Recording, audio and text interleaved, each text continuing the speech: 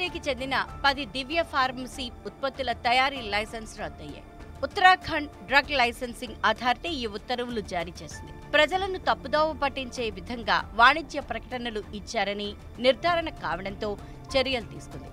వాణిజ్య ప్రకటనల విషయంలో drugs and magic remedies act, drugs and cosmetic act ను పతంజలి ఉల్లంఘించినట్లు అథారిటీ తేల్చింది. ఉత్పత్తులకు సంబంధించి ప్రచారం చేసిన ప్రయోజనాలపై ఆధారాల్ని సమర్పించడంలో విఫలమైనట్లు తెలిపింది. అలాగే తమ వాదనని సమర్థించుకుంటూ ఇచ్చిన సమాధానం కూడా సంతృప్తికరంగా లేదని స్పష్టం చేసింది.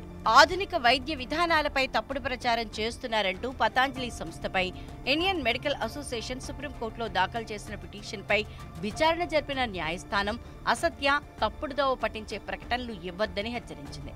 ఇకపై అలాంటివేవీ ఉండబోవని అప్పట్లో సంస్థ తరపు న్యాయవాది కోర్టుకు హామీ ఇచ్చారు.